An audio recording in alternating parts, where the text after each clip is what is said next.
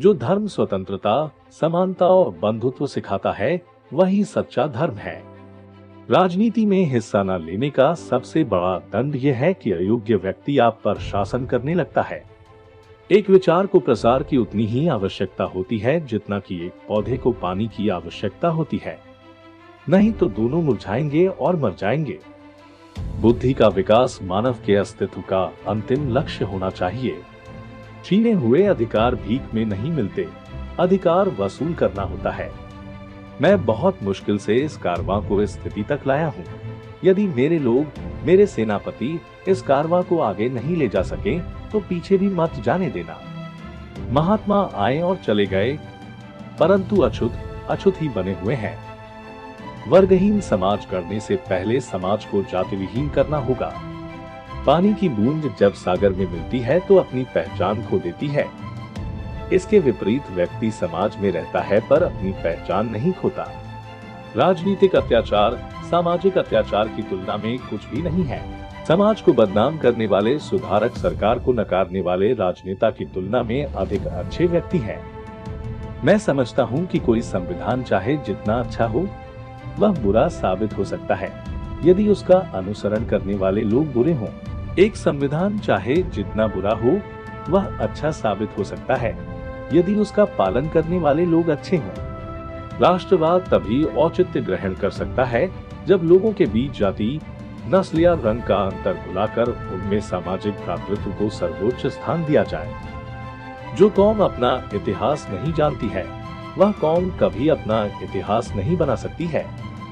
महान प्रयासों को छोड़कर इस दुनिया में कुछ भी बहुमूल्य नहीं है।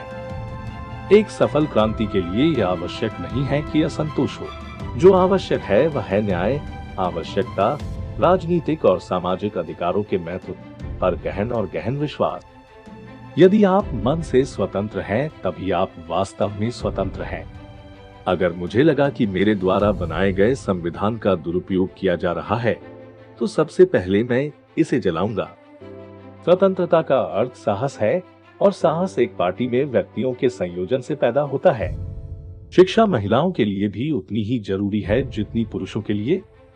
ज्ञान हर व्यक्ति के जीवन का आधार है।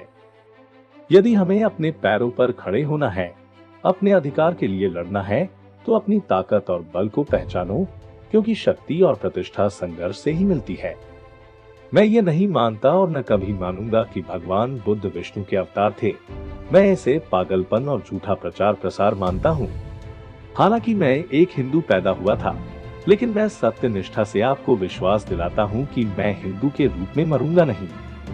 मंदिर जाने वाले लोगों की लंबी कतारें जिस दिन पुस्तकालय की ओर बढ़ेंगी, उस दिन मेरे इस देश को महाशक्ति बनने से कोई रोक नहीं सकता है। इस पूरी दुनिया में गरीब वही है जो शिक्षित नहीं है। इसलिए आधी रोटी खा लेना, लेकिन अपने बच्चों को जरूर पढ़ाना। ज्ञानी लोग किताबों की पूजा करते हैं, जबकि अज्ञानी लोग पत्थरों की पूजा करते हैं। जिसे अपने दुखों से मुक्ति चाहिए, उसे लड़ना होगा, और जिससे लड़ना है उसे उससे पहले अच्छे से पढ़ना होगा, क्योंकि ज्ञान के बिना लड़ने गए तो आपकी हार निश्चित है। समाजवाद के बिना दलित मेहनती इंसानों की आर्थिक मुक्ति संभव नहीं। कुछ लोग सोचते हैं कि धर्म समाज के लिए आवश्यक नहीं है। मैं यह दृष्टिकोण नहीं रखता। मैं धर्म की नींव को समाज के जीवन और प्रथाओं के लिए आवश्यक मानता हूँ। शिक्षित बनो, संगठित रहो, संघर्ष करो।